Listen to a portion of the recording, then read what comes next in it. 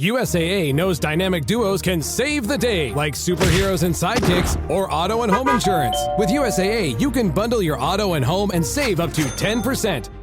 Learn more and get a quote at usaa.com/bundle. Restrictions apply. Introducing the new Volvo XC90 with 7-seat versatility, Google built-in, and advanced safety features for all your precious cargo. The new Volvo XC90, designed for life. Visit volvocars.com/US to learn more.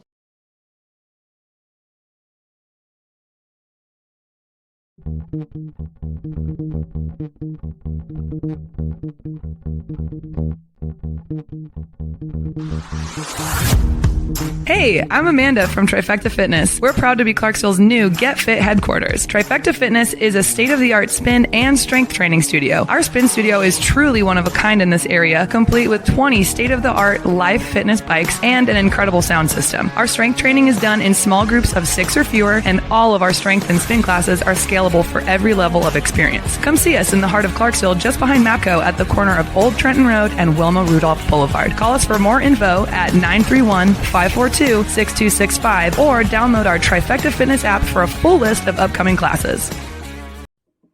Hello, my name is Damon Friedman, co-founder and president of SOF Missions. As a 20-year veteran within Special Operations, I've gone through many challenges due to my military service and time in combat. We felt called to start SOF Missions to serve our fellow brothers and sisters in arms, focusing on suicide prevention and resiliency. Our mission at SOF Missions is to empower warriors to find purpose and be resilient.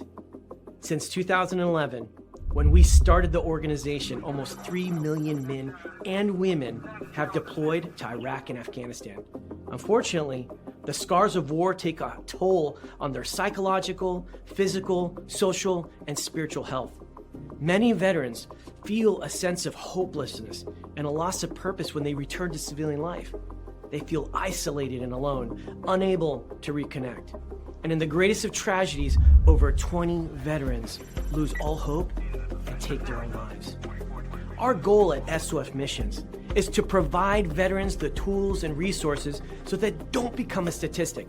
We offer a unique approach to combating veteran suicide through a whole health intradisciplinary model. The Be Resilient program is a 4-pillar methodology that addresses the areas of psychological, physical, social, and spiritual wellness. We provide care through 3 delivery methods: medical clinics, retreats, and educational training. Since we started back in 2011, we have been able to reach veterans in all 50 states and have served over 3,000 veterans through the Be Resilient program. Being resilient is a multifaceted and complex issue. We know that to find a lasting solution, we have to address the whole warrior.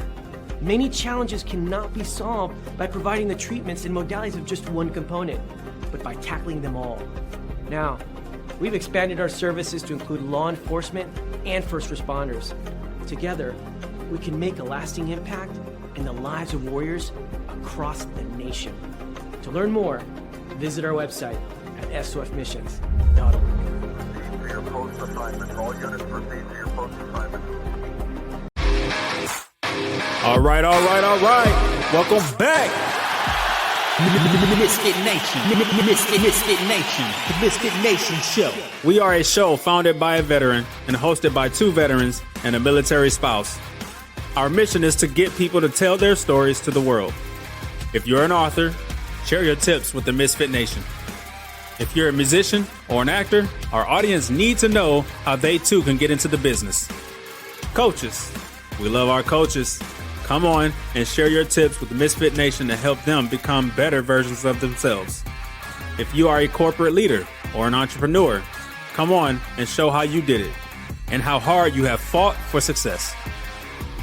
If you are a veteran, first responder, or Gold Star family, we would love to have you come on and share your story with the Misfit Nation. We always have time for you. If you're feeling down, alone, or starting to see the darkness, Stop. Think about those who are around you. You are not alone. You will be missed. If you feel like your problems will be a burden to those in your inner circle or feel embarrassed, dial 988. If you are a veteran, take option 1. We need you to keep pushing forward. Don't make a permanent solution to a temporary problem. If you are a new listener, welcome to the Misfit Nation Show. Be sure to subscribe to our show on your favorite podcast app.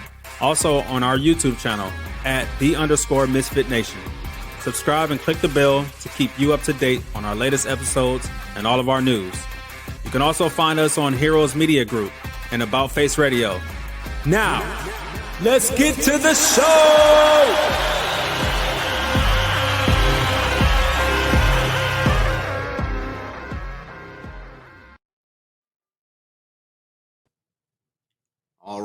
All right. Welcome back to the Misfit Nation Show. We are live from Ponce, Puerto Rico today. Me and Jake are on the road for our day jobs. Jake, congratulations on getting into the Gulf of America today and snorkeling. First time I've seen you in shorts in the 5 or 6 years I've known you, and to see you break that boundary and go into the Gulf there and snorkel and have a great day. It was awesome. Kudos to you, brother. Tonight we have a great episode. We have Chaplain Major, U.S. Air Force Major Matthew Spencer and his wife, Kristina Spencer. They bring over 20 years of combined experience in ministry, counseling, and leadership to their work with military couples and families. He is a U.S. Air Force chaplain with a background in security forces, provides pastoral care, spiritual growth opportunities, and worship leadership to airmen and their families, leveraging his experience, service across enlisted and officer roles worldwide. Kristina, an ordained minister, XO marriage content writer, and certified marriage mediator, has led impactful women's ministries, youth, adult groups, and large-scale events while mentoring others in their faith and relationships. So without further ado, let's welcome Matt and Kristina to the Misfit Nation Show. Welcome, Matt and Kristina. Hello. Hey. Thank you for having us. We're so excited to be here. Definitely. How's it going? They're doing good here. It's great to have you and all your friends behind you. I know some of our audience will love that. Some might not. Yes. I understand. And actually, you say friends. They are his friends. Each of them have the name. Of We course. have named them all. And actually, in front of us, there are even more friends. Hopefully they all weren't friends when they met you. Thank you so much for having us. We really appreciate it. I'm glad we were able to get this going. I think we worked through your publicist or somebody got us together on here. It was a little, I know it's a little weird how we do things here, but some people don't show up when we don't do that.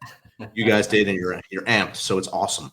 So Yeah, we're excited. Yeah, why not? This is great. I gave basically a 2-sentence blurb on you guys. If you don't mind, just give us a little more from as far back as you want to go to how we got to where we are today. You want to start? Go ahead. He's a better talker, but I guess I can start. Oh man, I was born and raised in West Virginia.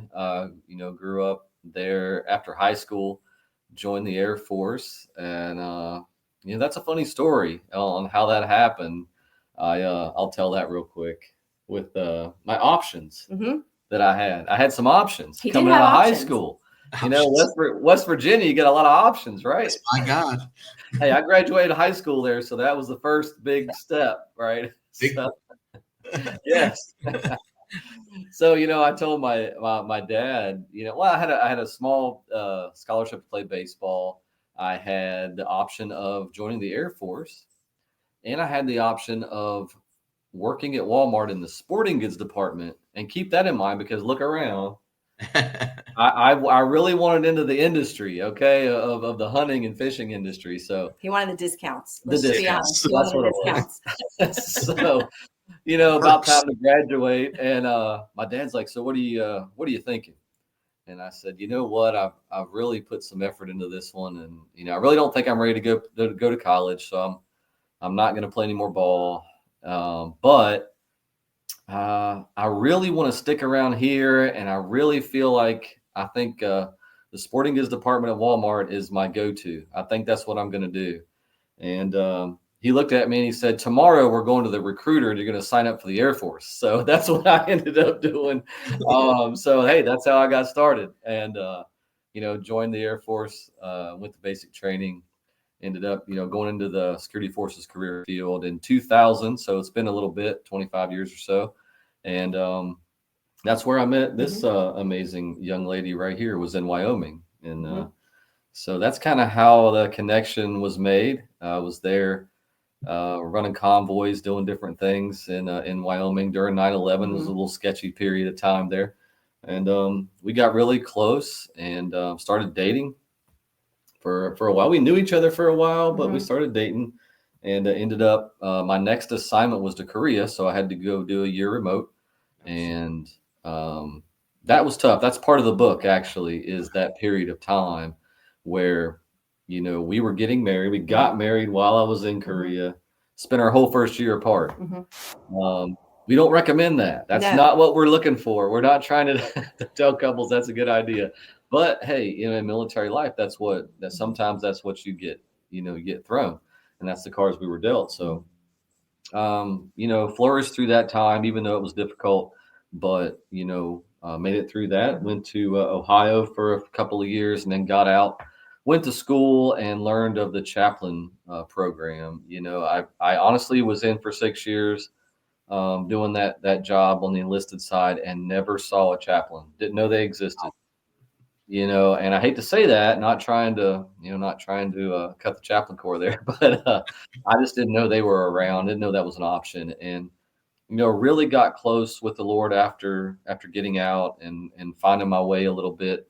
She's the one that encouraged me to go to school, and that's what I ended up doing, and came in on the chaplain side of the house in 2013. And we've been going at it ever since. So it's been an awesome journey. Yeah. And I think, you have this kind of, have this misconception when you come into that world where you're like, I'm going to do ministry. It's going to be great. We're going to see all these things. And, first week on the job, he had a divorce, a suicide notification, and then a domestic situation. First week. Wow. You realize right away that ministry is people repair. That it's 24 hours a day, 7 days a week, 365, that we don't get federal holidays. And when you're in the military, there's a unique component to it. And throughout our journey, I think we saw 12 suicides in 1 year, if I'm remembering that correctly. Yeah, it was extremely tough period. Which was really tough. And that was really a turning point for us, because throughout this journey, we were so focused on doing all these good things, doing the unit engagement, doing the events, making sure that we were out of the pulpit and into the hearts and minds of the people on base. But at the same token, we weren't doing that care for each other. And what happened to us was it really took a strain on our marriage. And we got to a place in our marriage where divorce papers were on the table. And I knew that wasn't God's best for us. But I didn't know how to fight for my marriage. And it took a season of about 9 months where God did individual work in us and brought us back together collectively. And that's really what birthed Valor and Vows. We thought, the principles that God taught us in that season, they were very, very similar to what we were experiencing in military life. God taught us what it meant to tactically engage as a couple. He taught us how to fight fair. He taught us what those rules of engagement are in marriage, but he took us to his word and showed us what all that meant. He taught me what chain of command was, and that it wasn't about control. It was about beauty and partnership. So we really thought, okay, well, if God can do this for us, how much more does he want to do for our couples? And when we see nothing but crisis come constantly with the divorce rates increasing and PTSD increasing and all of these things, we thought, no, there is a better way. There is hope for you. So through that experience, we started slowly writing the tactical guide. And then God really just put it on my heart this year that I had to be obedient. And I said, God, I don't know what to do. I'm not a publisher. I don't have all the tools. And he reminded me what he reminded me all those years ago when Matt accepted the call. He said, I equip who I call. I will equip you to do this. I will put you in the right path with the right people. I just want your yes.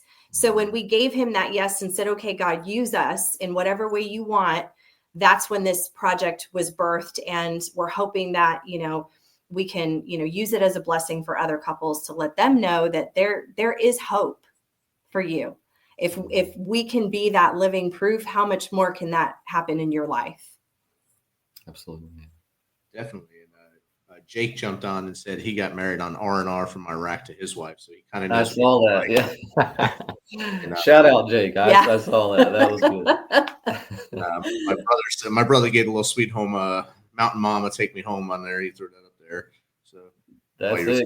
Country roads. Let's go. Yes. Literally. Okay. So just a sidebar, has nothing to do with our conversation. Every time we go home to West Virginia and we're on the highway, we go through the tunnel and there is the sign that says, welcome to West Virginia. We intentionally play John Denver as we're driving through. We do that. Yes. So my wife is from West Virginia as well. She's okay. from the east side, Levels, West Virginia by Romney. We just went there in November and picked up her high school car and drove it back to Tennessee. 67 Volkswagen Bug. Oh, wow.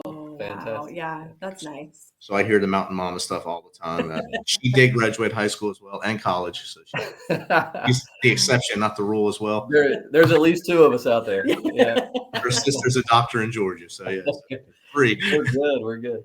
On our first wedding anniversary, I got my orders to go to Korea. So we were married a year, then we got my orders, and I left within 30 days. And I was stationed on Busan Air Base. Yeah, that's where I was. Yeah, that was my first trip to Korea, and all my friends in the Army said I wasn't in Korea because I was there. So. Oh, okay. Yeah, so everything you're saying was, it's all like flashbacks. It's like everyone goes through the same thing without even realizing it. No matter what path you're on in the military, like you were enlisted, then became into the chaplain's corps. No one really realizes that you're all on that same exact path and hitting them same bumps, but you don't want to talk to each other. Yes. Yeah. And I think really what this is about. It's about having those intentional conversations. Because then when you do, you build that camaraderie and you build that community, and then that's what helps build that resiliency. Right. And I think that's a thing that we have, especially the GWAT veterans, a lot of us don't like to talk about any problems that we have. And I know for me, from my first tour in Iraq, 2003, 2004, I came back and right away my wife and daughter said, something's wrong with you. I said, no, it's you. You're wrong. And it wasn't until 2016 that I finally got help. And now I'm on a way better path now. And so thankfully, I have a strong wife that from West Virginia, of course, that beat the crap mentally to make me go straight. So. Good deal. And, we deal with that a lot. My current position, I'm so blessed to be working with our military training instructors. So all of my guys are the hat wearers, they're the MTIs, the ones that are molding our next generation. And, it's been the best job that I've ever had, getting to try to pour into those lives and those men and women who are responsible for that, that calling, to come here and to help shape our force. I mean, but what you just said was, makes me think there's so many difficulties that come along with that type of job and that type of lifestyle because the hours worked, and the stress of that job, it is real. I heard the horror stories before I came in, a lot of hours, a lot of, things that they have to go through and their families suffer. But what we've really figured out is by being here, a little bit of love, a little bit of care, taking care of those guys, meeting them where they are in their life, and just being a ray of sunshine and bringing some Jesus to them, man, you can thrive in those environments, even if it's a tough environment, and that's what I really want to try to get across to our military folks, especially these type of guys I'm working with now, is no matter how bad it gets, you can make this the best assignment you've had.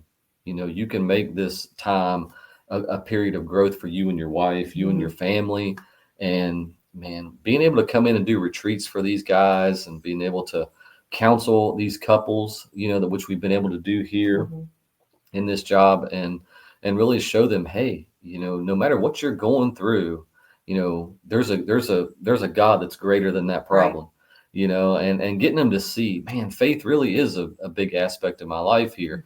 And the crazy thing about the military and being a chaplain is a lot of times you're taking it to them. That's our job. We're taking those things to our folks, and you can't expect them to come to you all the time. Right. You have to take that out to them and just be alongside them, understand what they're going through and be able to, get in a position to where you can help them no matter what aspect of life that they're struggling through. So we see the marriages, the relationships, struggles, but I think here we've been able to come in and really do a good work with a lot of those couples and show them that, hey, you don't have to have a hard time in this assignment, and I think that's a piece that we need to bring to the rest of the forces. Man, listen, no matter where you are, this is a period of growth for you. Yeah. And don't look at it as a negative. So, well, and I think again, going back to what we went through as chaplains, we're supposed to have everything together. Right.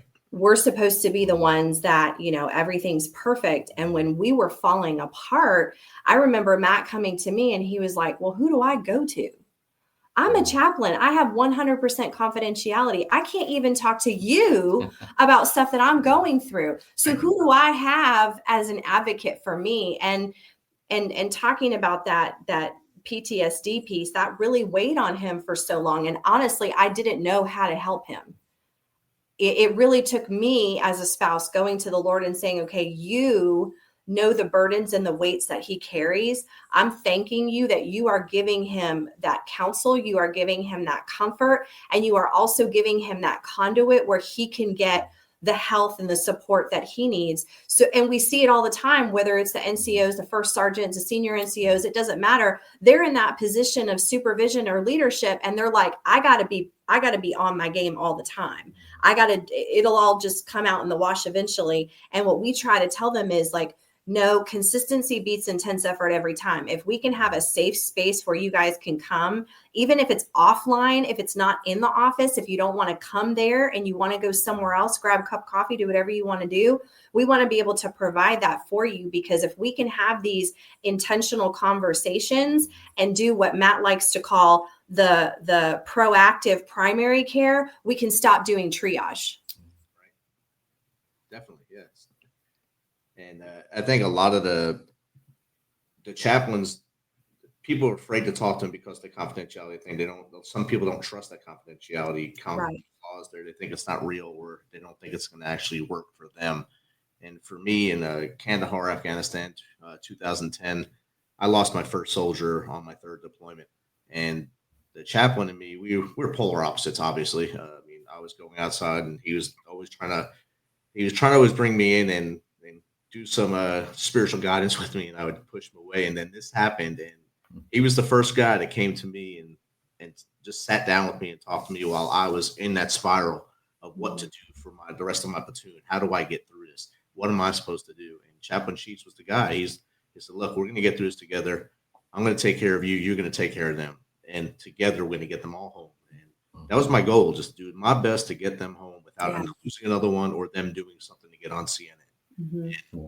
We got them all home, and I thanked him there. I thanked him when we got home. And if I still was in touch with him now, I would hug him every day. But he took care of me and all my guys. That's really good to hear because I boil it down to we just do life together. Yes. That's my job, is to go out and do life with my guys, and we're all going through it. Yeah. I always say you're either about to go into something, you're in something, or you're coming out of something, so it's one of those phases. Cyclical. So cyclical. That's kind of fits all of us. And it's just getting to know your guys and spending time, with them. And that's where you build that trust. Mm-hmm.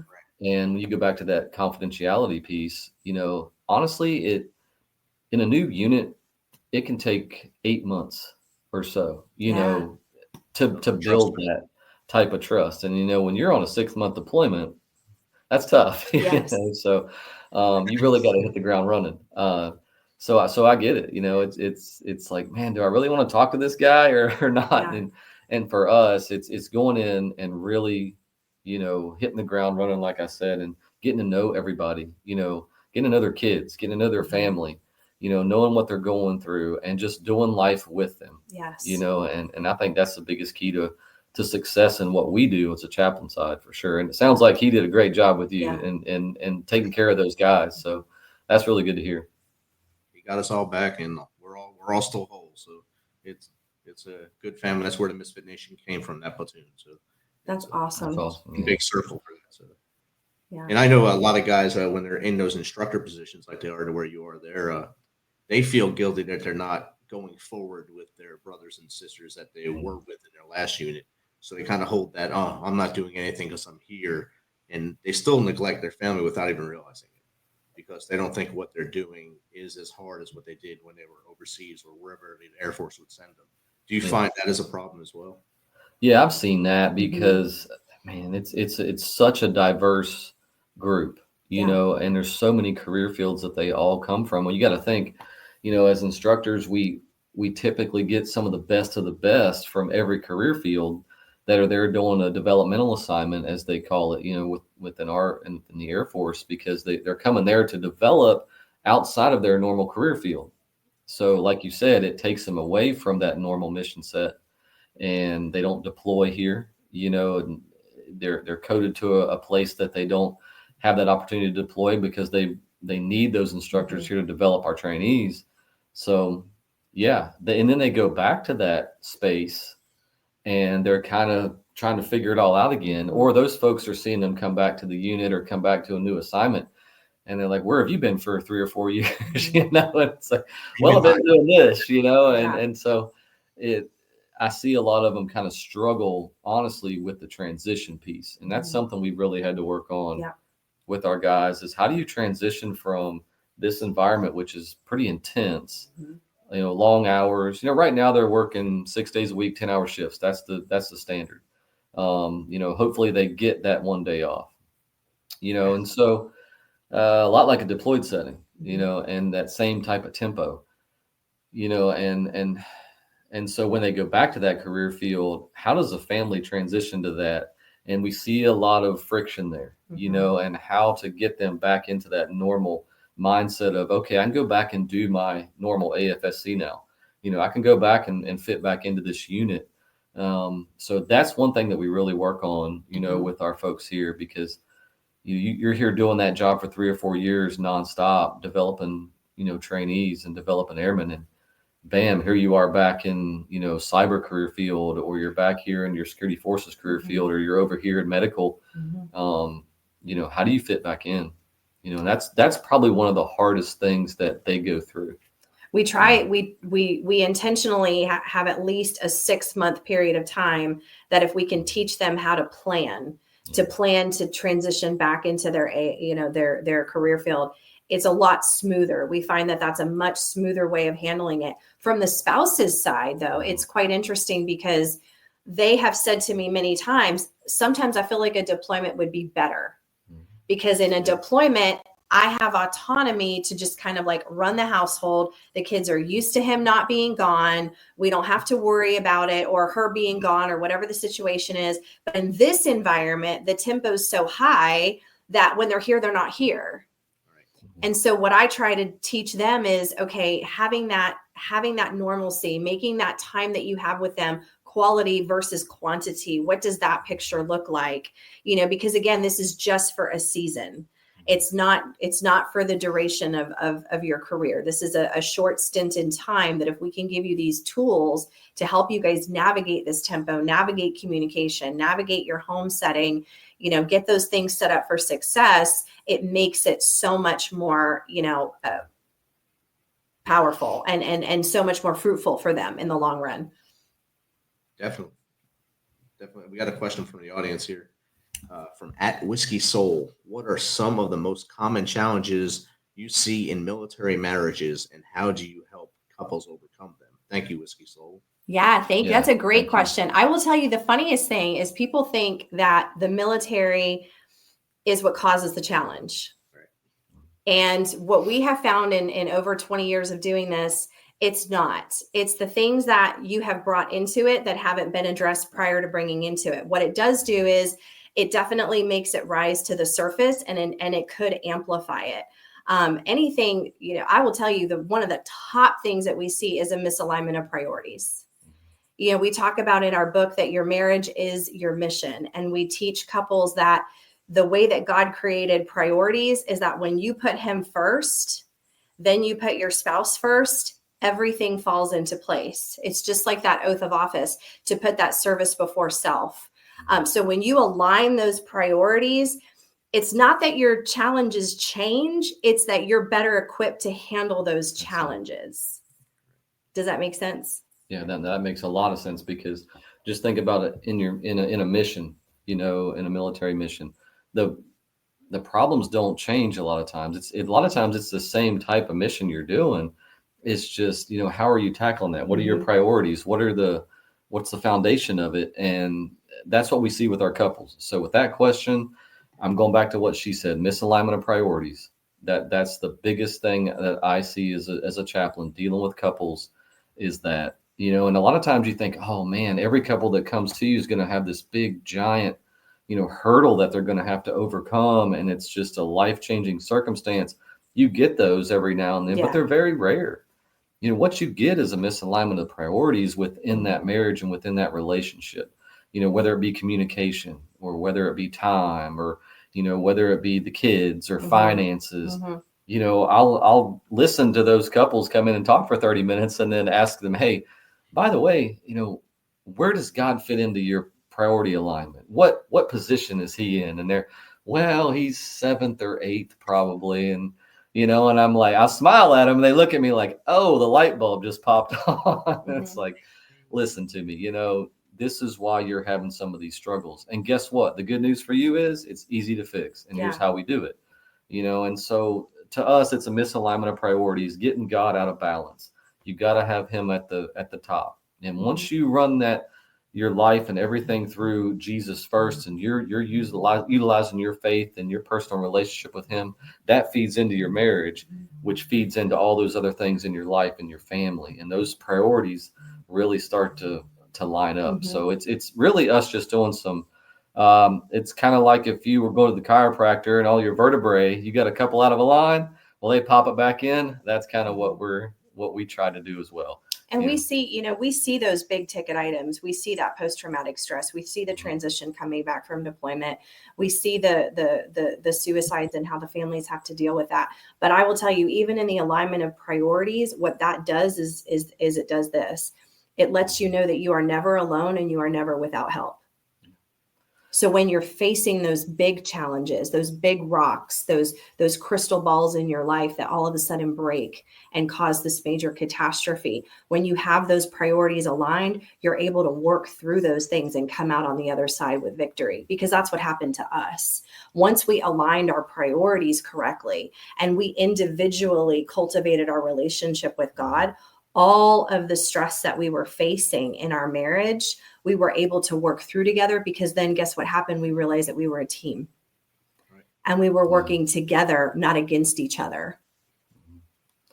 And going back real quick to what she said about the suicides, the 1 year of 12 suicides, 11 of those suicides were from members who had already retired and were in the civilian workforce on our base in their 50s and 60s, who had just not dealt with the things that they had been through in their past. And here they got to a place where they didn't have that purpose anymore like they used to have. And they were struggling, which was causing division in their marriage, division in their family. And then they came to that conclusion. 11 out of 12. So I had to say, I really appreciate what you guys are doing and helping bring that to light and trying to help our veterans out, because it wasn't 12 active duty members. It was one active duty member and 11 of those folks who had served for 20 plus years that were the ones struggling. So, I just wanted to bring that to light as well and let you guys know. Thank you for what you're doing. No problem. And if we can stop one every day, it'd be great. Yeah. Those numbers, the numbers that come across us for the veteran side, it's astronomical. It's 22 that the VA wants to recognize, but it's actually about 44 a day. And it's a tough fight. It takes all of us to try to stop this fight. It's like Mike Tyson fighting someone, and the rest of us are just trying to absorb the punches and try to help our brothers and sisters not make that final decision before it has to happen. Let God make that decision for you, not you. So. Yes. And I think some of what we're talking about here resonates with a lot of people in the audience, of course, because I know a lot have had multiple marriages and such.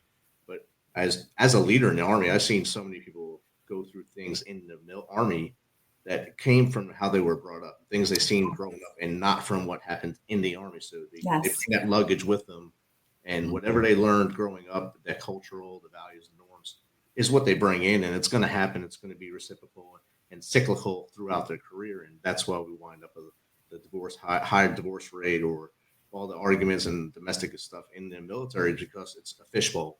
Mm-hmm. You can see it, but it's the same as it was if they were home. Yeah. Well, that's what we faced in our marriage. I mean, you know, our pastor said this a long time ago, and I just absolutely love this analogy. Marriage is like mashed potatoes. And I was like, what are you talking about? He said, well, mashed potatoes is like the crescendo of the Thanksgiving dinner, right? What does it bring? It brings warmth. It brings comfort. Everybody likes to look at it. All the good things that are inside it, they're yummy. But let's backtrack. What was the process that those two potatoes had to go through before they became this delight that we all know and love and crave every Thanksgiving, right? They were two potatoes that had to go into boiling water. And when you've got two people who come from two different backgrounds and they have two different pasts, that they may not have dealt with all of those things. And some of them we see so many times have different moral compasses.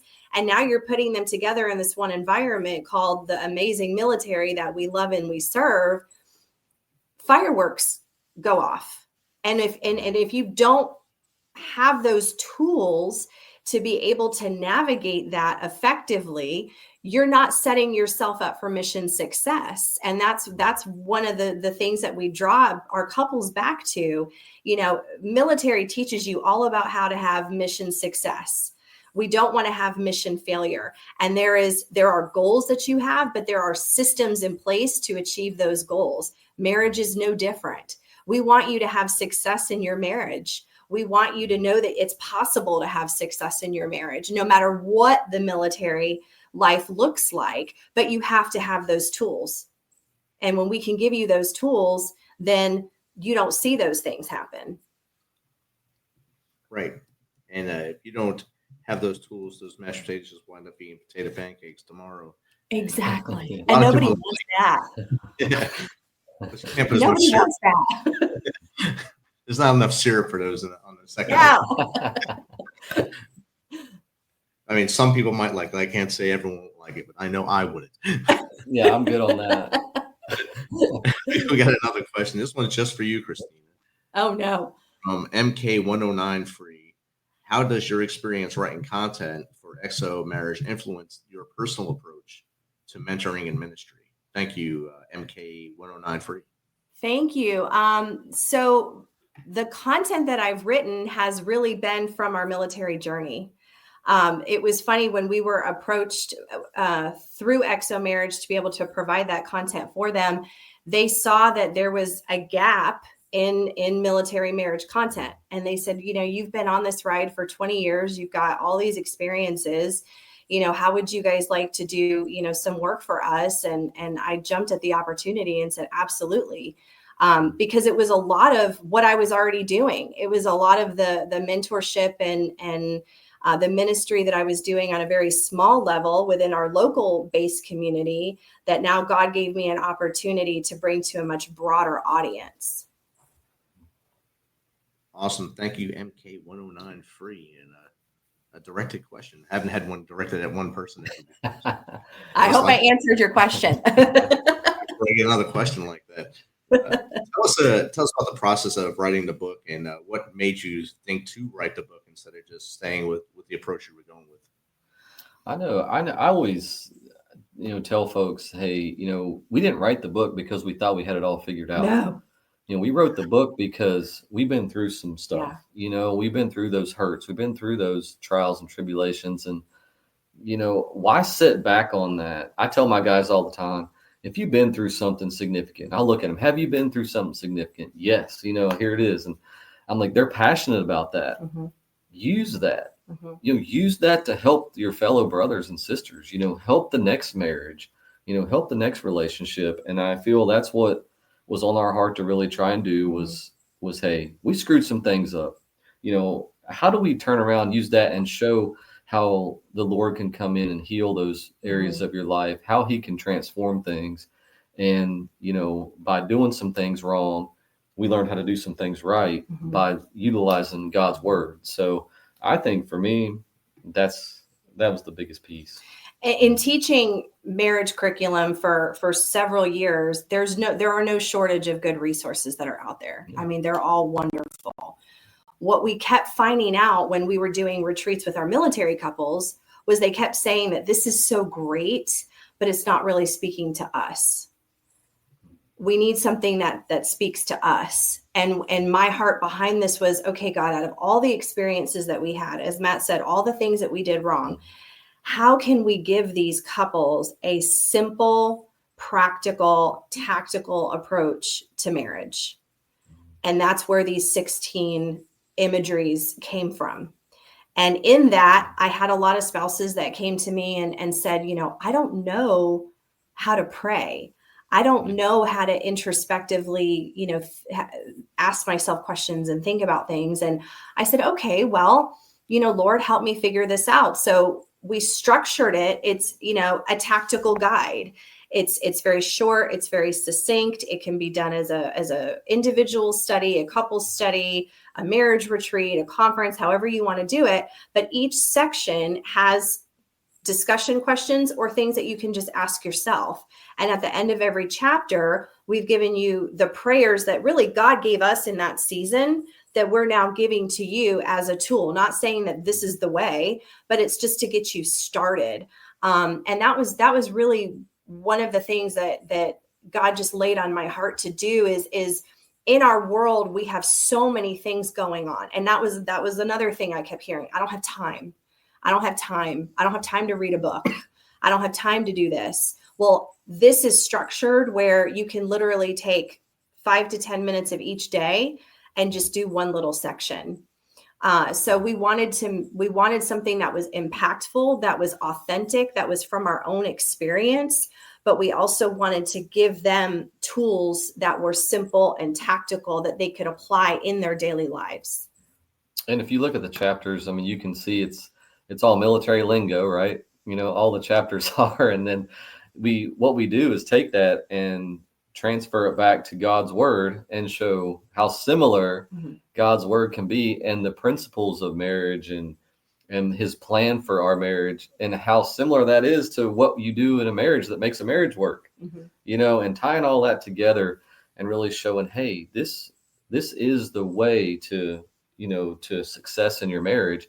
It's not through what somebody wrote, it's through God's word, not from just a book, but from, what God places in those pages and from his word, into your marriage. And that's what we try to bring to light with, this book was, tying the two together, because we understand that military language. Yes. We understand what those things are like, communication and watch your six and band of brothers and all those things, Top cover. Yeah.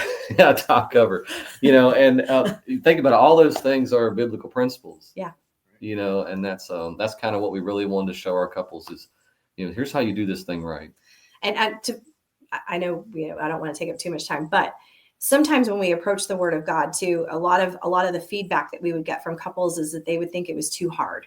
I've never opened my Bible before. I don't understand how to get into God's word. I read it. It doesn't really make sense to me. And so when we were able to take those military principles and do exactly what Matt just said, that's when the light bulb clicked on. And then they realized that God's word is practical. It really is tangible, and it is something that they can take into their day. So that was kind of the final part of what really prompted us to bring this project to life. Definitely, and that is Valor and Vows, a tactical guide to a mission-ready marriage, and that's on Amazon. I dropped a link in the chat, so you can grab that up now or later when you read this, when you're actually reading and listening at the same time. So. That'd be great to get that going in your life. Do you guys give this book out when you do kind of retreats now or conferences? We do. Yeah, we just did one last weekend actually for some of our folks from our unit. We had a 2-night, 3-day marriage retreat. We taught the book, taught the different aspects of it, and gave each couple, a copy of that book, and with some notes and some things to continue on and to keep growing. We wanted to write that as not just a sit down quick read, but we wanted to be able to, have that book utilized as a maybe a couple wants to sit down and do it together. Maybe they want to read through it and do the questions and the prayers together.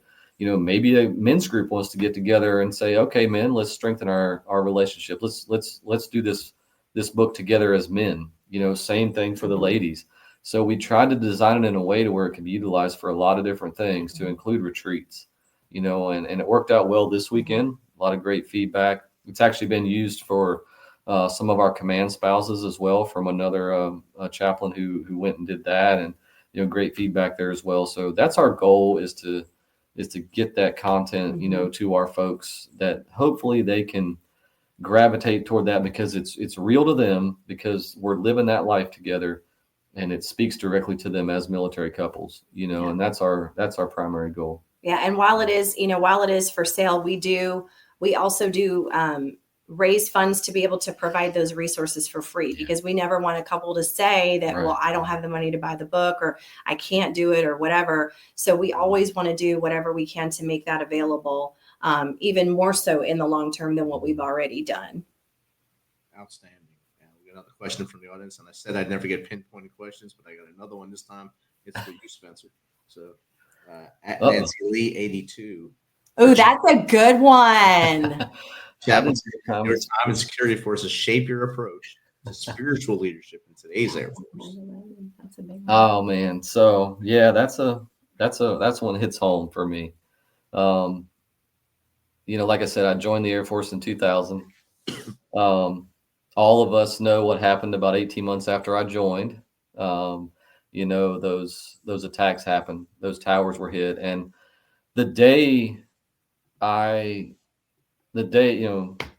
September 11, 2001, the day I was on a convoy, I was in charge of a fire team, 4-man fire team.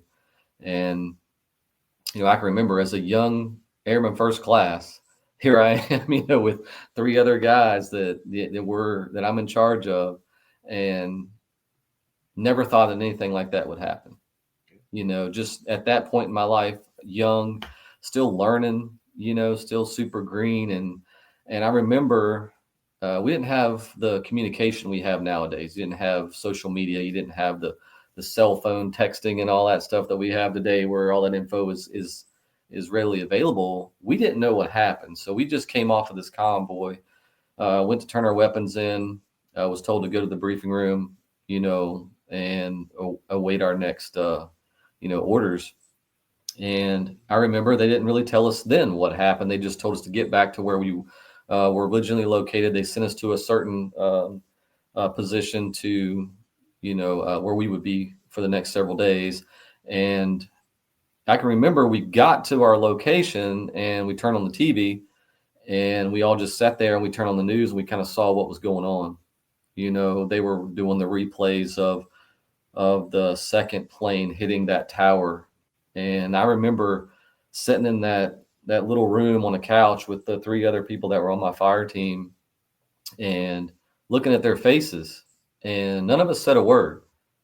None of us said a word to each other at all. We just kind of looked at each other and were listening to what was going on and watching that on TV. And I remember sitting there thinking, all of us knew just by the look on our face, we're ready to die for one another.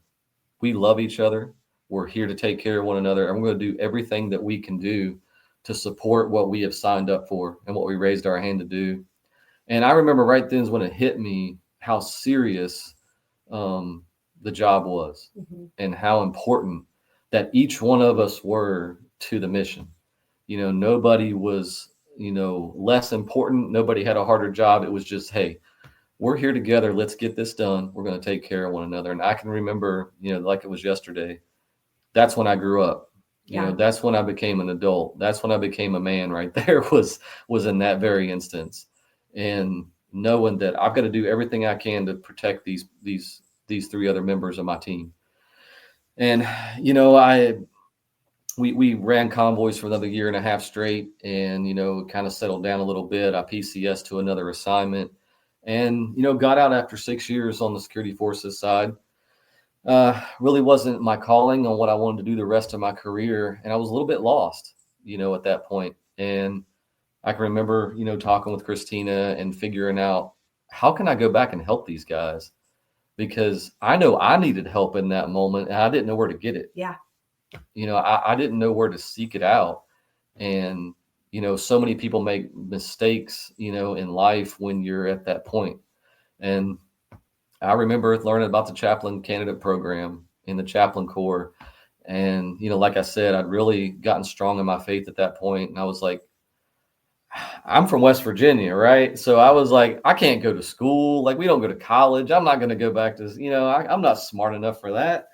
And she's like, take a couple classes. So I was like, all right. So I started, just started with a couple classes, loved it. And before you know it, here I am, getting a degree, and all because of her pushing me, and, ended up becoming a chaplain. And the reason why I did that was because I just wanted to help out guys that I used to be. That it's as simple as that. I'm not looking for a title. I'm not looking for a rank. I'm not looking for a position. All I'm looking for is to try to support and help the guys that I know I once was. And I was in a hurting place. Yeah. And I don't want to see our guys hurt, because they do enough sacrifice. Yeah. They do enough for our country. And if I can come in and support them and provide them a way to faith and to understand that our Lord is the way, the truth, and the life, that's what I'm trying to do, and just be a support system for them, because it's a lonely place when you don't think you have anything there for you or anybody there for you. And my goal was to try to change that as a chaplain. And that's been my mission ever since. So. Long answer to a question. Yeah. Painted the picture, and if that didn't answer that question, I don't know what would have. That's an awesome painting of that picture of how it all evolved, and I think that's awesome what you did then and what you're doing now. Jake from our Tuesday crew jumped in here with a question as well. Because of social media and other distractions, do you think it's more difficult for younger couples to actually speak and interact with each other? Yes. Yes. Jake, yes, it is. It's so funny.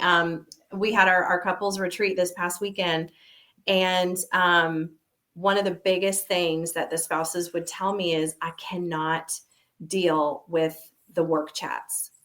It's so maddening and frustrating that when I finally get my husband or my wife home, they can't put the phone down because they're still at work. And so what we really, really try to get across to our couples is, that face-to-face communication, even if it's just for 5 minutes or 10 minutes a day, where you intentionally unplug. Don't talk about the kids. Don't talk about the finances. Don't talk about anything else. I remember when Matt and I were young marrieds and we had our son, we just do break and bake cookies, and we would just, enjoy each other's company. Sometimes it wouldn't even be like a full conversation. It would just be, laughing or hanging out or whatever. But because we did that helped us grow closer. And I will tell you this, in 5 minutes or in 10 minutes, the world is not going to stop. So if I could encourage you, to whoever it is that's out there that struggles with those things, because we have everything so easy now, it's instant access. And we think there's this, they call it FOMO, the fear of missing out if we're not constantly on the phone. And I hear it in the workplace from our teams that they say, well, if I'm not on the chat, then I'm missing something. I'm missing something that's going on with that trainee, or I'm missing something that happened, or whatever discipline or whatever decision. And I'm like, okay, but for 5 minutes, the world is not going to stop. Exactly. You can take that 5 minutes and give your spouse that intentionality, and I will promise you that it will revolutionize your life. Our pastor said this years ago. If you can take the first 15 and the last 15 minutes of your day, and he's talking about your walk with the Lord, and unplug from technology and sit down and have that devotion time or have that reading time. There's so many things out there, the miracle morning, all of this. But the reason why they're telling you that is because your brain needs it. Your physical body needs it. It's it's your whole being that needs to unplug from those things. So yes, we see that all the time, and we constantly counsel them to try to unplug and make that unplug intentional. Yeah. And only thing I can throw into that for that question, which I really appreciate that question because that's very relevant. And what I see is, if you're looking for it, you can find it. Yeah. If you want, and that's social media. And I see it affect our couples because they get so attached to what's going on in that world, which half of it's not even true. Yeah. That it takes away from their family aspect. It takes away from their kids. It teaches them a wrong way sometimes of relationship, or you're raising your children. Yeah. And I think there's a healthy balance there. Yes. Yeah, you need to understand and know what's going on. However, if it's taken away from your family, that cost is too high. Right. That cost is too much. Yeah. So if it's stealing your peace, it costs too much. Yeah. So, there needs to be a healthy balance there, because, if you're learning how to do relationship based off of those platforms, misalignment of priorities. Yeah.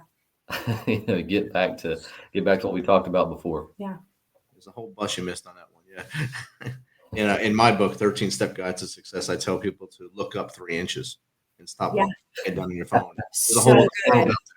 Yeah. Yeah. See, look at someone smile, change their day just by smiling. Maybe reach down, pet a dog. I'd rather pet a dog most days. But either way, you do something. Look at a person, make them smile, pet that dog, make that dog happy. And the phone's still going to be there. It's still going to be burning in your body. I really love that, because I read something this morning. I try to just, read a little bit every morning and look at some things and inspirational. And somebody said, I'm trying to think of the exact quote, but basically it was like, hey, you're going to have an opportunity today to say something nice to somebody. Yes. Or do something nice for somebody. You better take that opportunity.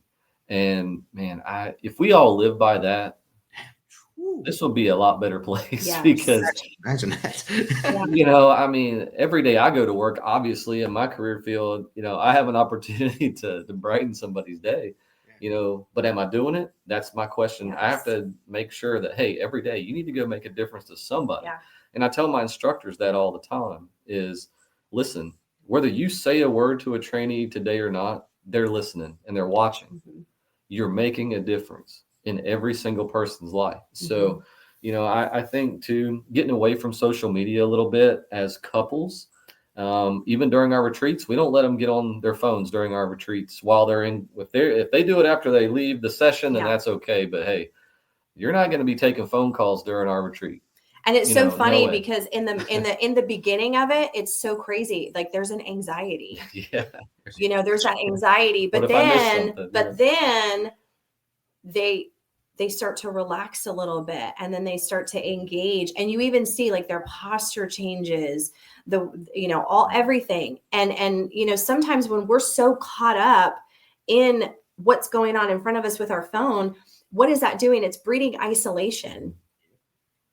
And we're trying to completely avoid that. We want to bring you back to community. And I find that, you could get me on a tangent, as obviously you know that,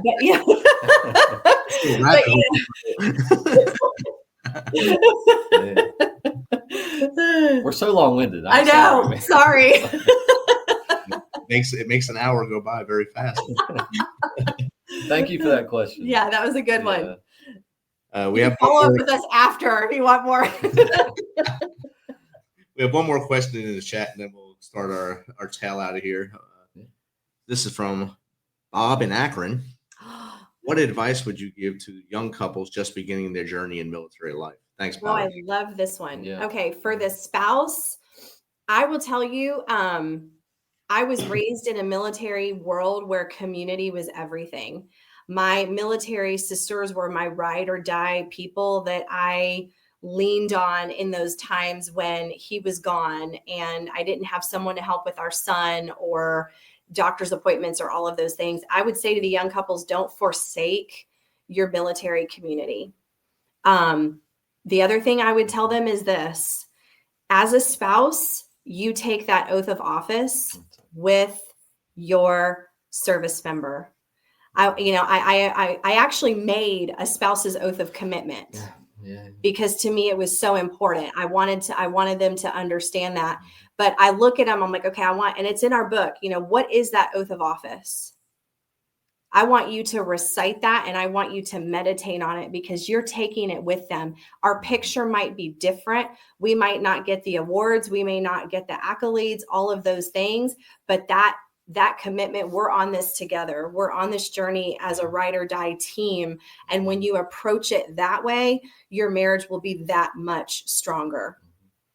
I had a circumstance happen at a different installation that I'm in now, that there was a circumstance that happened with a spouse's husband, and they're trying to get a hold of the spouse, and the spouse didn't know where he worked. Oh my. They had to come all the way down to, does he wear a flight suit, green uniform, or does he wear a camo to work every day? Wow. Yeah. You know, and I don't say that to cut anybody or anything. It's just, listen, our spouses are just as important in the journey of military life as the member. Like, you have to understand that you're both taking that oath, like she said. You know, let me tell you what makes a powerful instructor right now is a guy who's got a good, sound, solid marriage and family at home, because he can, or she can, come to work and get the job done because they know home is good to go. Yeah. So they're free to come and work to their best abilities. But you and I both know, if you're struggling in your marriage, or you and the wife aren't doing well, or your kids, whatever, and you're not where you need to be, when you go to work, you're not where you need to be. So the mission's not getting done the way it should be getting done. And, you know, that's another thing I talk to my instructors about is, hey, you know, it starts at home. Your job starts at home, you know, and in your marriage. So that's the drive, and the principle is get a strong foundation, a faith foundation in your marriage first, which goes back to that question. You know, if you're starting out in the military in a brand new marriage, if you haven't done counseling as a couple for getting there and doing a strong, you know, Christian counseling, pre-marriage, do that. You know, get in. It's not because you're struggling. It's because you don't want to struggle. You know, learn those principles now. Get that encouragement, get those words, get those, you know, ways of doing marriage now, before you meet a crossroad, or before you meet a circumstance that challenges your relationship. So to me, it would be, you know, talk about things early, communicate very well with one another, you know, be transparent, and keep that line of communication strong between you, and know that both of you are just as important to the military mission as you know, it's equal. That's what we teach. Awesome. I got two more questions for you. Neither one of these are hard. All right. The first one is, if anyone in the audience wants to get in contact with you guys, what's the best way for them to go about that, to either just chat with you or get you on their shows? www.valorandvows.com is our website. Email is valorandvows@gmail.com. And if you have questions, you want further information, have us talk to you, whatever it is, that's the way to do it. Awesome. And my second question is a softball question. Every night when we end our show, we ask our guests, what's 3 things our audience can do starting tomorrow to make them better humans? What would that be for you? Daily intake of and exposure to the Word of God. Number 1. You got number 2. That's the first one. Number 2, get up and hug or kiss each other and tell you love each other. Yeah. Number 3. Oh my gosh, like I totally had a brain freeze here. 3 things that they can do. Just look good like she does. Do something hard. Do one hard thing. Yeah. Do hard things. Yes. Do hard things. The reason why I say that is because that actually rebuilds neurons in your brain, neuroplasticity. See, doing hard things. Do one hard thing. She's not from West Virginia. She had to shine that light on us again there. Hey, go Mountaineers. No, and I'll take the 1 second to say, for everybody watching the military, thank you so much for your service. Thank you, you know, for what you do and allowing us to be a little bit a part of your life today. And I love you all for what you do, and thank you. God bless you. And that's from the chaplain saying to everybody there. we do what we do because we care and we love each other and we're taking care of each other. So thank you. And thank you, sir, for your service and what you've done as well for our country. God bless you. No problem. Thank you. I appreciate you guys taking some of your time tonight to hang out with us and the Misfit Nation and hitting those questions out the park tonight. It was awesome. Misfit Nation, I'll be in Puerto Rico until Thursday. You'll see the Tuesday crew produced from here on Tuesday night. Tune into them and send your questions. Make them guys think a little bit on their feet. And as always, we love you. Stay safe and be kind to those around you. Have a great night, everybody.